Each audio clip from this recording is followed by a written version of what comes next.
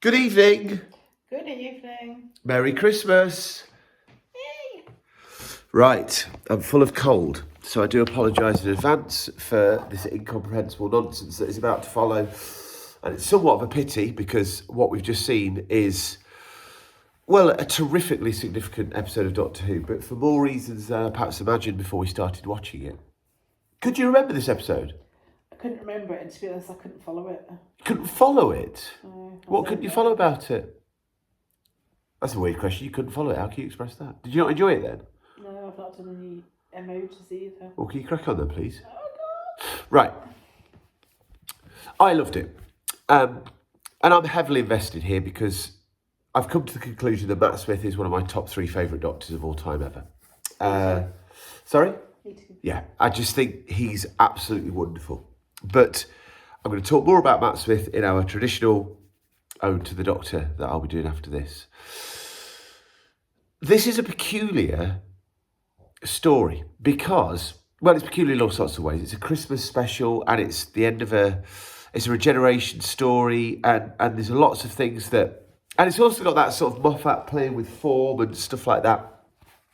It's odd seeing the Doctor age, although we have done that in a previous season closer.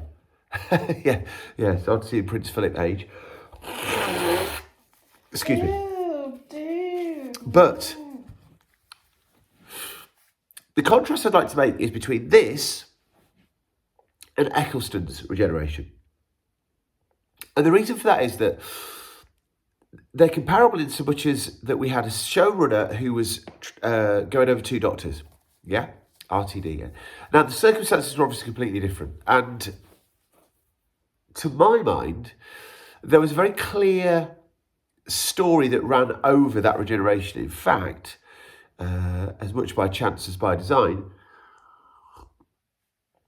blimey, that was hot. That regeneration became part of that story. It became part of that story. Here, though, it feels very, very different. It really, really feels like that this is the absolute closing of something. Much more so than just a Doctor.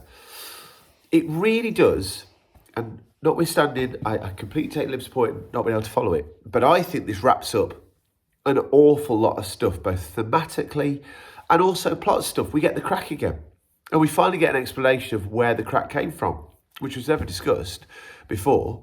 It just happened, didn't it? So we finally get some sort of sense for that. We get this sort of closure of this Doctor who, and again, I'll talk more about this in a subsequent video, but I can't help but feel that Matt Smith is a Doctor who in the way that you saw him liberated by his relationship with Amy and certainly by the events of the last story, he's a Doctor who seems to be able to engage with life and embrace the fullness of life in a way that other Doctors haven't been able to do quite the same way. Whether because they're a bit more cynical, I think Tennant's a bit more cynical, or because the way they're more... You what, sorry? He's more cynical at the end. Yeah, but there's just a sense of, like, Tennant's Doctor is cool. He's very aware of his the way people perceive him. So much so that when he doesn't be aware of that, for example, when he sticks his fingers in the jam in Love and Monsters, that doesn't feel like a very Tennant moment. It feels a really un-Tennant moment. Whereas Matt Smith is so... He has such a sense of... It's not an innate confidence. Quite opposite. It's just a joy in who he is. And that manifests itself throughout the whole of his tenure, both through in all sorts of silly ways, through his engagement with dancing, which receives re-emergence here, through his engagement with sex. Now, this is not something explicit, I know, but this is the most overtly sexually active Doctor of any Doctor we have ever seen, and indeed we will ever see. And yet, he's got that sort of wide-eyed childishness to him, which you would think wouldn't work in that context, but it does, because it's a Doctor who's embracing the absolute joy of life, the opportunities that life has to offer. And then we find out in this story that, of course, that's potentially because it's his last run. As far as the Doctor's concerned, this is his last roll of the dice. And so therefore, I think there's something absolutely beautiful about his final story involving him finding a place for himself in a community that sees him living out what he supposes will be the last hundreds of years of his life in the same place with, the same types of people, same group of people. I love the fact that he's got the children's pictures on the walls. I love the fact that he fixes their sheds and toys and things like that. I just think, not just for the finish of Matt Smith's Doctor, but for the finish of the Doctor, for him to think he's going to see out his days living in a community called Christmas where there's no lying, that is what a beautiful elegy for this character. I just think he's absolutely gorgeous. And I just think, for Matt Smith's Doctor in particular, if he's going to be the last, which by all intents and purposes, he is going to be the last of all the Doctors, this just seems to be an absolutely brilliant thing. And it makes me super happy. And alongside that, you get this relationship with Clara. Now, he's only been with Clara for 8 stories. Some companions haven't lasted 8 stories, let's be honest. But we're used to our companions, especially the really important ones of late, sticking around for a bit. Rose, for example. Donna's going to come back, not that we know that yet. And of course, we had Amy and Rory, who seemed to go for absolutely ages. And so, Clara is a perfect foil for this because she has that already had that elevated relationship with the Doctor. There's not many who can ring up and say, you're going to pretend to be a boyfriend. And you can believe that would be something that would just about work until he turns up naked, which, of course, is absolutely joyous. So, I just think this is a fantastic way to finish Doctor Who forever and ever and ever. Good night. This is the end of the Whoathon. There is no more Whoathon. Why would you say that? Well, only kidding, because of course he gets an extra set of regenerations. So then again, we get the proper resolution to, is this the next season closer of Doctor Who? We've already just had one, haven't we? This must be a season opener. I don't know what this is. But we get potentially the return of Gallifrey. Is it made explicit in this? It's not made explicit in this, is it? But Gallifrey's a thing. Gallifrey rewards the Doctor with the most outlandish and huge regeneration we've ever seen, which completely wrecks a Dalek fleet. Absolutely marvellous.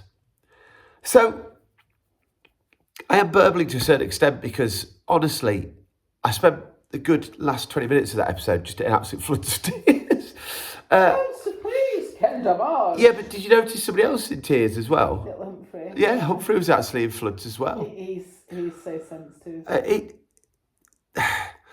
I just feel for this guy, this Doctor, weirdly, a Doctor whose stories have been as experimental and as forward-thinking as anybody's since Hartnell. It's a bit of a cop-out, isn't it? But really, truly, to finish with the Doctor ended up living out what he perceived to be his last days in one community is just such a beautiful, beautiful little thing. And I have to say, the makeup of aging Matt Smith looked absolutely on point. I think he plays an old man beautifully well. He really, really conveyed that. We'll talk more about what a fine actor he is. I genuinely think he's an amazing actor in the next video. And then, of course, we get a regeneration scene. And crikey, it would be easy. Those regeneration scenes now, this is kind of a formula to them because we're very self-conscious about them now. You think back to Tom Baker falling off a bloody telescope. It's carrot juice, and then the next story falls off an exercise bike. They've oftentimes been thrown away in Classic Who, and now much time and thought presumably is invested in those moments. And of course, I just think Matt Smith is lovely. Absolutely lovely. I'll always remember when I was the doctor. I mean, yeah, fantastic. And then there's this new guy. Okay, so how do we feel about this? How do you feel about the new guy? Well, I think saying that you don't like the colour of your kidneys is frankly outlandish and ridiculous. Yeah. So, peek back in time for anybody who's interested. I think we all knew it would be Capaldi. I'm pretty sure when he got announced, we all knew it would be Capaldi. And of course, my exposure to Capaldi, not being the biggest television watcher, you know this, was the thick of it. And so we assumed what we were going to get is a very, very funny doctor. And there is nothing in this that doesn't suggest that's going to be the case. We shall see how that pans out. But let me just also say that I think another massive transition happens in those last few seconds, because you go from having a companion who seems as well versed in the Doctor as humanly possible. Suddenly she seems completely on the back foot. And I really think that a companion that is there for a generation immediately jumps up the ranks of companions. Like, genuinely, I think it's a really, it's a feather in a companion's cap. But mercy me, does she look terrified at the end? And of course, we finish on a close-up of her, not the Doctor. So we know our identification figure is going to be going forwards. Anyway, there we go. Wait, hold on, what? What do you mean? Well, rather than look at Capaldi at the end, the last shot, I think, is Clara. Yeah. Just an interesting... I like Clara. I like Clara. I think Clara's brilliant. Right. There we go. That was an emotional one. No doubt about it. Talk more about it in the next video. See you later. Bye-bye.